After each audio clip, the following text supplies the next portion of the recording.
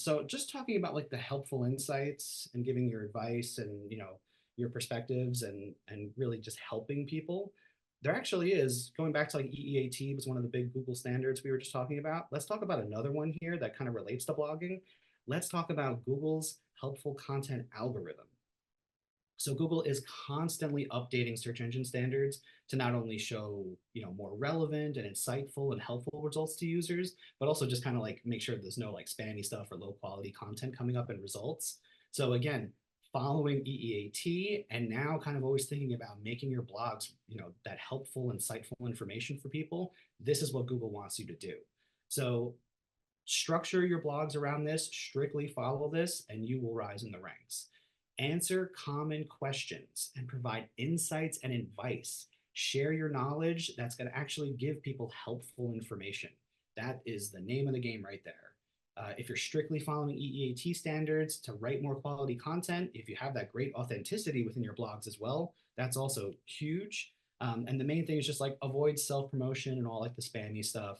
We've all seen that when you go to a blog and they're trying to just like immediately sell you their services. That stuff doesn't work. You have to just really aim to help people first and foremost. When you're answering questions that your audience is searching for and you're meeting their needs, that's really the most important thing. You're giving them your guidance and your information, then they're going to be more likely to trust you and actually engage with your business. So that's really the name of the game. And again, Google, this is what they want websites and really especially blogs and articles to be doing now.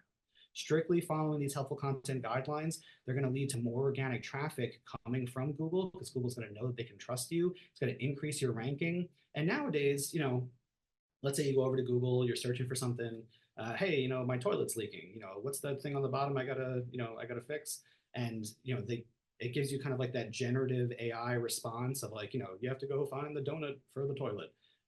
That generative AI response typically comes from a blog or an article that Google knows it can trust because that website is a topic authority. They write great quality content, and Google has even put them right up there. So Google's going to give them the generative AI response that comes directly from you, and then it pushes them directly to your blog, your article, and now they're in your website's journey. And guess who they're going to call? They're going to call that business that is like the plumbing expert who just gave them that great insightful information, and of course, can obviously help them as well. So that's the whole name of the game right there, and that's really the power of blogs. And if you're keeping up with these standards, you're going to make a much more impactful online presence.